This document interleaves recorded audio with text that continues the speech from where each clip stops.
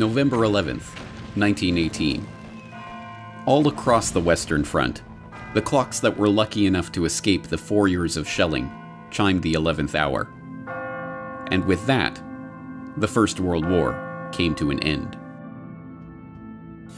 From 10 o'clock to 11, the hour for the cessation of hostilities, the opposed batteries simply raised hell. Not even the artillery prelude to our advance in the Argonne had anything on it. To an attempted advance was out of the question. It was not a barrage. It was a deluge. Nothing quite so electrical in effect as the sudden stop that came at 11 a.m. has ever occurred to me.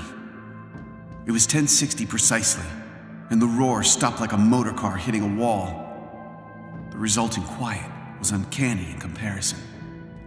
From somewhere far below ground, Germans began to appear. They clambered to the parapets and began to shout wildly. They threw their rifles, hats, bandoliers, bayonets, and trench knives toward us. They began to sing. Lieutenant Walter A. Davenport, 101st Infantry Regiment, U.S. Army.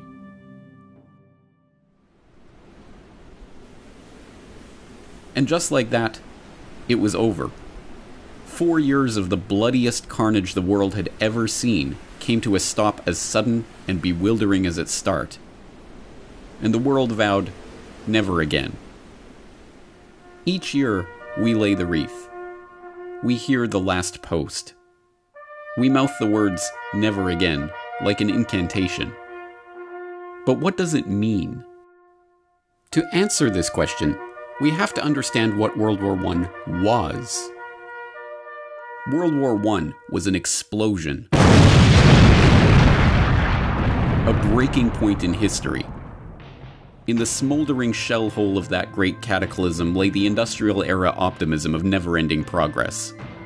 Old verities about the glory of war lay strewn around the battlefields of that great war, like a fallen soldier left to die in no man's land. And along with it lay all the broken dreams of a world order that had been blown apart. Whether we know it or not, we here in the 21st century are still living in the crater of that explosion, the victims of a First World War that we are only now beginning to understand. What was World War I about? How did it start? Who won?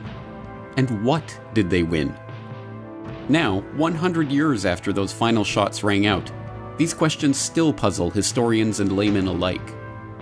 But as we shall see, this confusion is not a happenstance of history, but the wool that has been pulled over our eyes to stop us from seeing what World War I really was. This is the story of World War I that you didn't read in the history books. This is the World War I Conspiracy.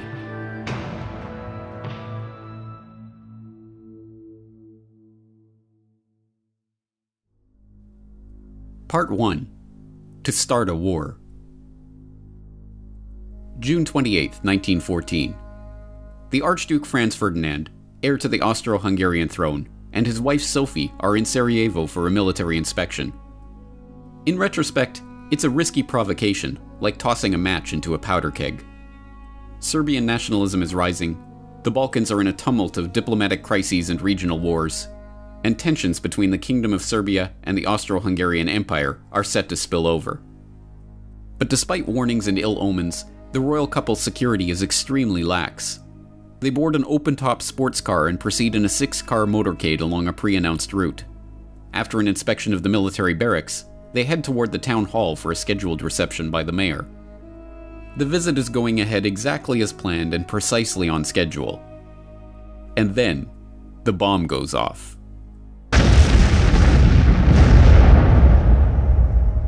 As we now know, the motorcade was a death trap. 6 assassins lined the royal couple's route that morning, armed with bombs and pistols. The first 2 failed to act, but the third, Nedeljko Chabrinovic, panicked and threw his bomb into the folded back of the Archduke's convertible. It bounced off onto the street, exploding under the next car in the convoy. Franz Ferdinand and his wife, unscathed, were rushed onto the town hall, passing the other assassins along the route too quickly for them to act. Having narrowly escaped death, the Archduke called off the rest of his scheduled itinerary to visit the wounded from the bombing at the hospital. By a remarkable twist of fate, The driver took the couple down the wrong route, and, when ordered to reverse, stopped the car directly in front of the delicatessen where would-be assassin Gavrilo Princip had gone after having failed in his mission along the motorcade. There, 1.5 meters in front of Princip, was the Archduke and his wife. He took 2 shots, killing both of them. Yes, even the official history books, the books written and published by the winners, record that the First World War started as the result of a conspiracy. After all, it was, as all freshman history students are taught, the conspiracy to assassinate the Archduke Franz Ferdinand that led to the outbreak of war. That story, the official story of the origins of World War I, is familiar enough by now. In 1914, Europe was an interlocking clockwork of alliances and military mobilization plans that, once set in motion, ticked inevitably toward all-out warfare. The assassination of the Archduke was merely the excuse to set that clockwork in motion, and the resulting July crisis of diplomatic and military escalations led with perfect predictability to continental and, eventually, global war. In this carefully sanitized version of history, World War I starts in Sarajevo on June 28, 1914. But this official history leaves out so much of the real story about the build-up to war that it amounts to a lie. But it does get one thing right. The First World War was the result of a conspiracy. To understand this conspiracy, we must turn not to Sarajevo and the conclave of Serbian nationalists plotting their assassination in the summer of 1914, but to a chilly drawing room in London in the winter of 1891. There, 3 of the most important men of the age, men whose names are but dimly remembered today, are taking the first concrete steps toward forming a secret society that they have been discussing amongst themselves for years. The group that springs from this meeting will go on to leverage the wealth and power of its members to shape the course of history, and, 23 years later, will drive the world into the first truly global war. Their plan reads like outlandish historical fiction. They will form a secret organization dedicated to the extension of British rule throughout the world and the ultimate recovery of the United States of America as an integral part of a British empire. The group is to be structured along the lines of a religious brotherhood. The Jesuit order is repeatedly invoked as a model, divided into 2 circles. An inner circle, called the Society of the Elect, who are to direct the activity of the larger outer circle, dubbed the Association of Helpers, who are not to know of the inner circle's existence. British rule and inner circles and secret societies. If presented with this plan today, many would say it was the work of an imaginative comic book writer. But the 3 men who gathered in London that winter afternoon in 1891 were no mere comic book writers. They were among the wealthiest and most influential men in British society, and they had access to the resources and the contacts to make that dream into a reality. Present at the meeting that day, William T. Stead, famed newspaper editor whose Pall Mall Gazette broke ground as a pioneer of tabloid journalism and whose Review of Reviews was enormously influential throughout the English-speaking world. Reginald Brett, later known as Lord Esher, an historian and politician who became friend, confidant, and advisor to Queen Victoria, King Edward VII, and King George V, and who was known as one of the primary powers behind the throne of his era. And Cecil Rhodes, the enormously wealthy diamond magnate whose exploits in South Africa and ambition to transform the African continent would earn him the nickname of Colossus by the satirists of the day. But Rhodes's ambition was no laughing matter. If anyone in the world had the power and ability to form such a group at the time, it was Cecil Rhodes. Richard Grove, historical researcher and author, tragedyandhope.com. Cecil Rhodes also was from Britain. He was educated at Oxford, but he only went to Oxford after he went to South Africa. He had an older brother. He follows him to South Africa. The older brother was working in the diamond mines, and by the time Rhodes gets there, he's got a setup, and his brother says, I'm going to go off and dig in the gold mines. They just found gold. And so he leaves Cecil Rhodes, his younger brother, who's like in his 20s, with this whole diamond mining operation. Rhodes then goes to Oxford, comes back down to South Africa, with the help of Lord Rothschild, who had funding efforts behind De Beers and taking advantage of that situation. And from there, they start to use there's no other term than slave labor, which then turns in later to the apartheid policy of South Africa. Well, Rhodes was particularly important because in many ways, at the end of the 19th century, he seriously epitomized where capitalism was, where wealth really lay. Jerry Docherty, World War I scholar and co-author of Hidden History, The Secret Origins of the First World War. Rhodes had the money and he had the contact. He was a great Rothschild man, and his mining wealth was literally uncountable. He wanted to associate himself with Oxford because Oxford gave him the kudos of the university of knowledge, of that kind of power. And in fact, that was centered in a very secretive place called All Souls College. Still, you'll find many references to All Souls College and people behind the curtain and such phrases, power behind thrones. Rhodes was centrally important in actually putting money up in order to begin to gather together like-minded people of great influence. Rhodes was not shy about his ambitions, and his intention to form such a group were known to many. Throughout his short life, Rhodes discussed his intentions openly with many of his associates who, unsurprisingly, happened to be among the most influential figures in British society at that time. More remarkably, this secret society, which was to wield its power behind the throne, was not a secret at all. The New York Times even published an article discussing the founding of the group in the April 9, 1902 edition of the paper, shortly after Rhodes's death. The article, headlined "Mr. Rhodes's Ideal of Anglo-Saxon Greatness," and carrying the remarkable subhead, "He believed a wealthy secret society should work to secure the world's peace and a British-American federation," summarized this sensational plan by noting that Rhodes's idea for the development of the English-speaking race was the foundation of a society copied, as to organization, from the Jesuits. Noting that his vision involved uniting the United States Assembly and our House of Commons to achieve the peace of the world, the article quotes Rhodes as saying, "The only thing feasible to carry out this idea is a secret society gradually absorbing the wealth of the world." This idea is laid down in black and white in a series of wills that Rhodes wrote throughout his life. Wills that not only laid out his plan to create such a society and provided the funds to do so, but, even more remarkably, were collected in a volume published after his death by co-conspirator William T. Stead.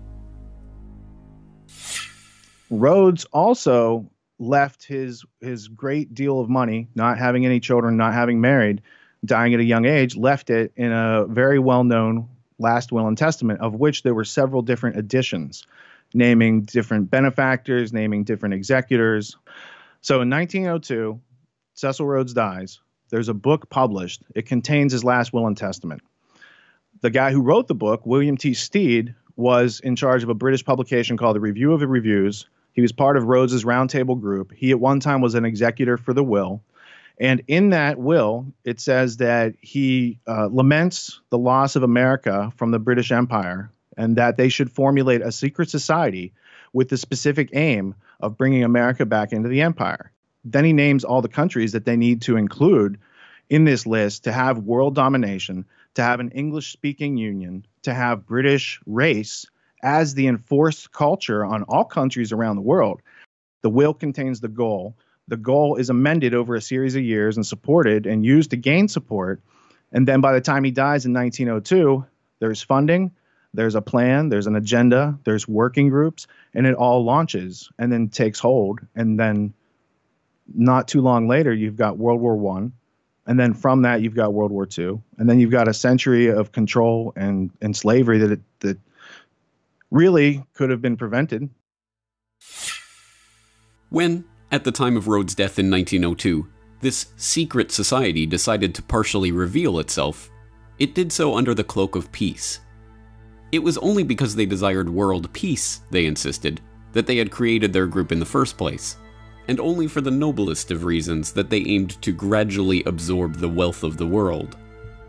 But contrary to this pacific public image, from its very beginnings, the group was interested primarily in war.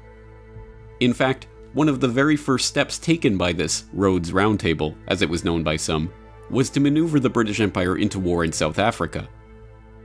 This Boer War of 1899 to 1902 would serve a dual purpose.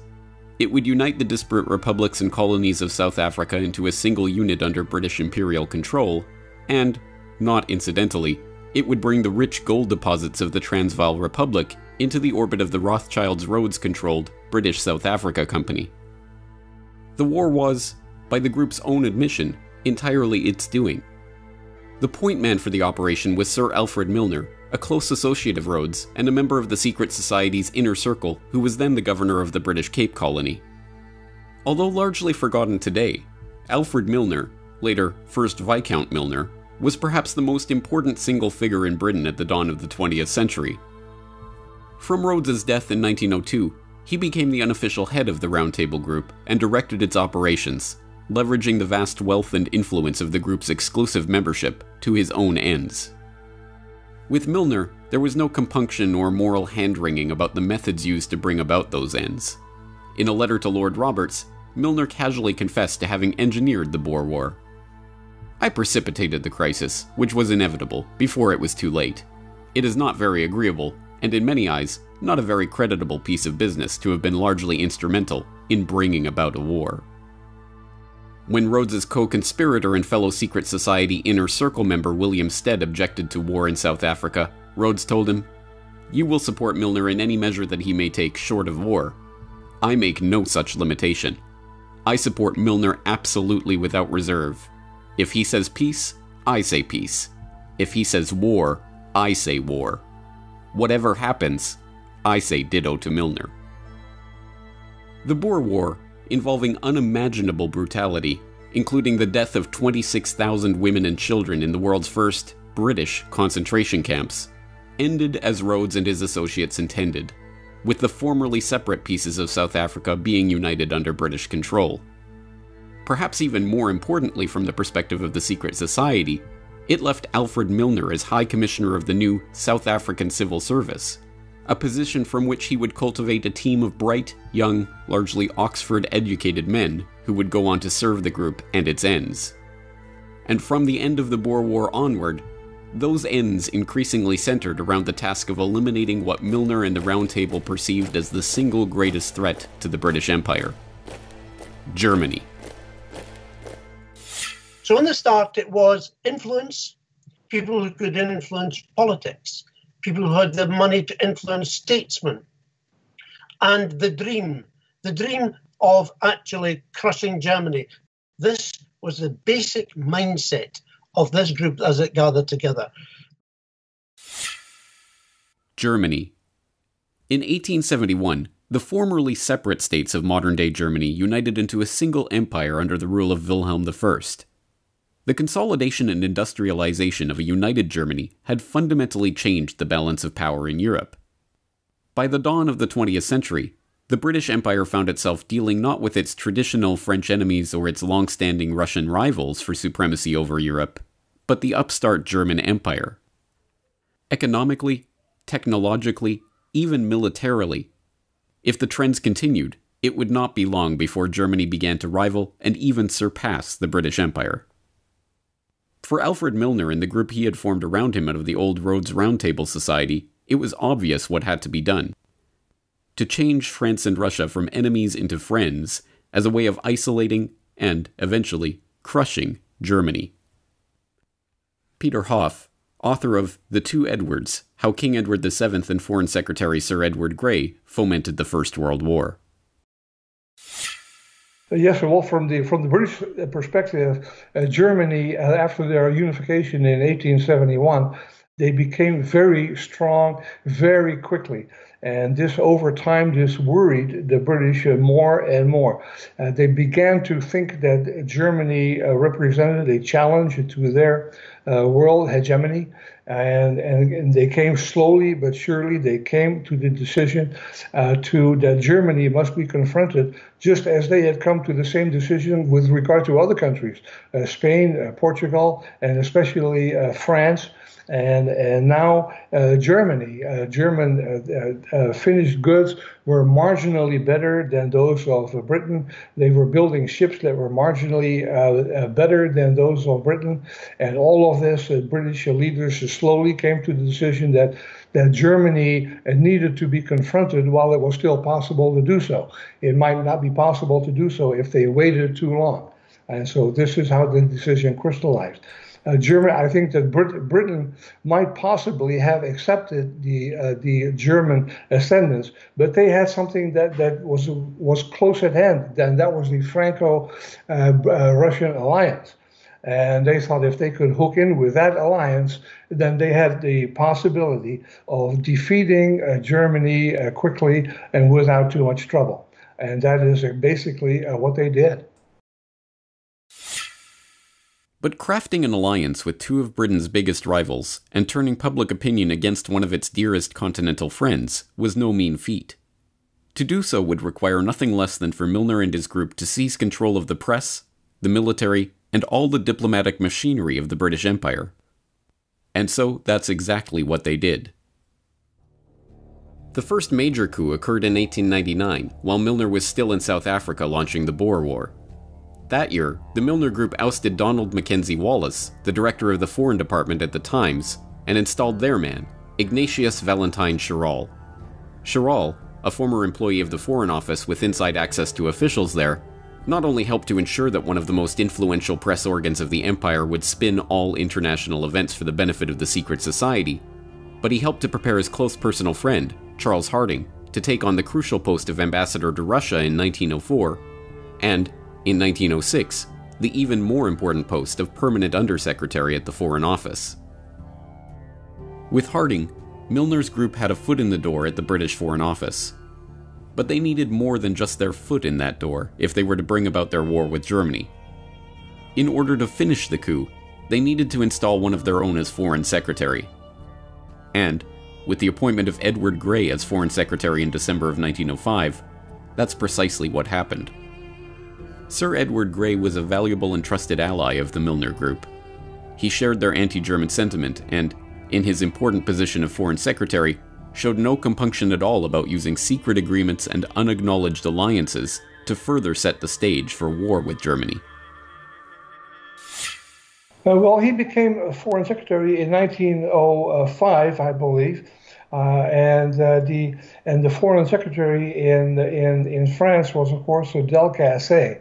And Delcasse was very much anti-German and very passionate about the recovery of Alsace-Lorraine. And so he and the king hit it off very well together. And Edward Grey shared this anti-German feeling with the king. As I explained in my book, how he came to have that attitude about Germany. But in any case, he had the same attitude with the king. They worked very well together. And Edward Grey very freely acknowledged the heavy role that the king played in British foreign policy. And he said that this was not a problem because he and the king were in an agreement on most issues, and so they worked very well together. The pieces were already beginning to fall into place for Milner and his associates. With Edward Grey as Foreign Secretary, Harding as his unusually influential Undersecretary, Rhodes' co-conspirator Lord Esher installed as Deputy Governor of Windsor Castle, where he had the ear of the king, and the king himself, whose unusual hands-on approach to foreign diplomacy and whose wife's own hatred of the Germans dovetailed perfectly with the group's aims. The diplomatic stage was set for the formation of the Triple Entente between France, Russia, and Great Britain. With France to the west and Russia to the east, England's secret diplomacy had forged the two pincers of a German-crushing vice. All that was needed was an event that the group could spin to its advantage to prepare the population for war against their former German allies. Time and again throughout the decade leading up to the Great War, the group's influential agents in the British press tried to turn every international incident into another example of German hostility. When the Russo-Japanese War broke out, rumors swirled in London that it was in fact the Germans that had stirred up the hostilities. The theory went that Germany, in a bid to ignite conflict between Russia and England, who had recently concluded an alliance with the Japanese, had fanned the flames of war between Russia and Japan. The truth, of course, was almost precisely the opposite. Lord Lansdowne had conducted secret negotiations with Japan before signing a formal treaty in January 1902. Having exhausted their reserves building up their military, Japan turned to Cecil Rhodes' co-conspirator Lord Nathan Rothschild to finance the war itself. Denying the Russian Navy access to the Suez Canal and high-quality coal, which they did provide to the Japanese, the British did everything they could to ensure that the Japanese would crush the Russian fleet, effectively removing their main European competitor for the Far East. The Japanese Navy was even constructed in Britain, but these facts did not find their way into the Milner-controlled press. When the Russians accidentally fired on British fishing trawlers in the North Sea in 1904, killing 3 fishermen and wounding several more, the British public was outraged. Rather than whip up the outrage, however, the Times and other mouthpieces of the secret society instead tried to paper over the incident. Meanwhile, the British Foreign Office outrageously tried to blame the incident on the Germans, kicking off a bitter press war between Britain and Germany. The most dangerous provocations of the period centered around Morocco, when France, emboldened by secret military assurances from the British and backed up by the British press, engaged in a series of provocations, repeatedly breaking assurances to Germany that Morocco would remain free and open to German trade. At each step, Milner's acolytes, both in government and in the British press, cheered on the French and demonized any and every response from the Germans, real or imagined. Given that we're living in a world of territorial aggrandizement, there was a concocted incident over Morocco, and the allegation that Germany was secretly trying to take over the British-French influence in Morocco, and that literally was nonsense. But it was blown up into an incident, and people were told, prepare. You had better prepare yourself for the possibility of war, because we will not be dictated to by that Kaiser person over in Berlin. One of the incidents, which I would need to make reference to get the date perfectly right, referred to a threat. Well, it was portrayed as a threat. It was no more than a threat than a fly would be if it came into your room at the present moment, of a gunboat sitting off the coast of Africa. And it was purported that this was the sign that, in fact, Germany was going to have a deep water port and they were going to use it as a springboard to interrupt British shipping. When we researched it, Jim and I discovered that the size of that so-called gunboat was physically smaller than the King of England's royal yacht. But history has portrayed this as a massive threat to the British Empire and its masculinity, if you like, because that's how they saw themselves. Ultimately, the Moroccan crises passed without warfare because, despite the best efforts of Milner and his associates, cooler heads prevailed. Likewise, the Balkans descended into warfare in the years prior to 1914, but Europe as a whole didn't descend with them. But, as we well know, the members of the Round Table in the British government, in the press, in the military, in finance, in industry, and in other positions of power and influence eventually got their wish. Franz Ferdinand was assassinated, and within a month, the trap of diplomatic alliances and secret military compacts that had been so carefully set was sprung. Europe was at war. In retrospect, the machinations that led to war are a masterclass in how power really operates in society. The military compacts that committed Britain, and ultimately the world, to war had nothing to do with elected parliaments or representative democracy. When Conservative Prime Minister Arthur Balfour resigned in 1905, deft political manipulations ensured that members of the Round Table, including Herbert Henry Asquith, Edward Grey, and Richard Haldane, three men who Liberal leader Henry Campbell Bannerman privately accused of Milner worship, seamlessly slid into key posts in the new Liberal government and carried on the strategy of German encirclement without missing a step. In fact, the details of Britain's military commitments to Russia and France, and even the negotiations themselves, were deliberately kept hidden from members of Parliament and even members of the cabinet who were not part of the secret society. It wasn't until November 1911, a full 6 years into the negotiations, that the cabinet of Prime Minister Herbert Henry Asquith started to learn the details of these agreements that had been repeatedly and officially denied in the press and in Parliament. This is how the cabal functioned: efficiently, quietly, and, convinced of the righteousness of their cause, completely uncaring about how they achieved their ends. It is to this clique, not to the doings of any conspiracy in Sarajevo, that we can attribute the real origins of the First World War, with the 9 million dead soldiers and 7 million dead civilians that lay piled in its wake. But for this cabal, 1914 was just the start of the story. In keeping with their ultimate vision of a united Anglo-American world order, the jewel in the crown of the Milner Group was to embroil the United States in the war, to unite Britain and America in their conquest of the German foe. Across the Atlantic, the next chapter in this hidden history was just getting underway. Next time on the World War I Conspiracy. It would be folly for this country to sacrifice itself to the frenzy of ancient hatred. This is false history. It's not even acceptable to call it fake news. It's just disgusting. Things that could have been avoided but were let happen, made sellable by Wilson to the public.